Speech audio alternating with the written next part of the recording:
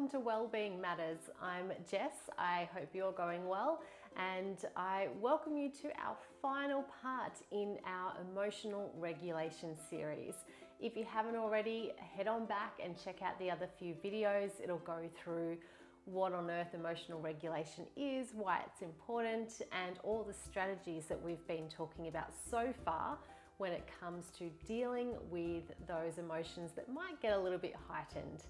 So today is the final video in that series, and it's one last strategy for you.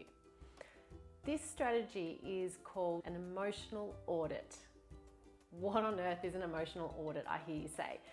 Last video, I mentioned a little bit about when we have heightened emotions and we react, the emotional part of our brain kind of takes over and it depletes the resources from the logical and reasoning part of our brain. So the emotional audit is a way to bring on the logical and reasoning part of your brain and bring that back online, and to help you assess what you're actually feeling and choose an appropriate response to that emotion rather than a reaction. The emotional audit involves 5 questions. Question 1, what am I thinking? Asking yourself what you're thinking helps to bring all of your feelings and your thoughts together. It helps you to access and label your thoughts and emotions, and to have more of an accurate picture of what's going on. This sort of question can help you learn to become more self-aware and increase your awareness going forward. So question number 1, what am I thinking? Question number 2, what am I feeling? Name it to tame it. You might have heard of that before. When we name an emotion, we actually decrease some of its intensity and its power. And again, it helps us to accurately identify what's going on so we can choose the most appropriate response. Naming your emotion brings in a little bit of emotional stability, and it accesses another part of your brain. The third question, what do I want now? So we've identified what we're thinking and feeling, we've named our emotion. So what is it that we actually want? This question will help bring into your conscious what your intentions are. Question number 4, how am I getting in my own way? This question actually engages the sort of executive control part of your brain, again, bringing back online the logical part of your brain so that we can sort of start to decrease how heightened our emotions are. This sort of question, how am I getting in my own way, helps you to identify whether your current reactions, your actions, are actually helping you get what you want, which we've identified in question 3, or whether it's actually getting in the way. The final question, question 5, is what do I need to do differently now?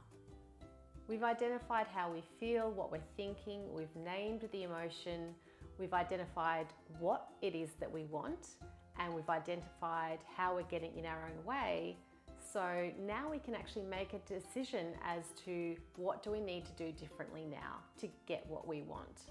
This actually helps redirect your brain away from the intensity of the emotion and directs it towards a goal and an action. It uses the part of your brain that's involved in planning and goal setting, which is great because, again, we want to put the resource back into that logical part of the brain and away from the emotional part of the brain. Asking this question will help you to respond rather than react, and again, help you to actually get what it is that you want. So those 5 questions again as part of the emotional audit. Number 1, what am I thinking? Number 2, what am I feeling? Name the emotion. Number 3, what do I want now? Number 4, how am I getting in my own way? And number 5, what do I need to do differently now? Doing this emotional audit process helps to, again, bring back some planning and action and response rather than reaction to an emotion. Plus, you can't heal what you can't feel. So we need to be more aware of our emotions and understand what's really going on and make an accurate assessment by naming those emotions. If you don't know how you feel, you can't do anything about it. So sitting with those emotions, naming those emotions, being aware of them is really important, because then we actually know what it is that we want and what we can do about it.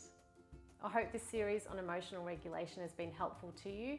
You can check out all the videos and watch them again if you want, and come back to them anytime. I'm looking forward to doing a new series shortly, and the next one is actually going to be on motivation. So stick around for that one. We'll see you soon.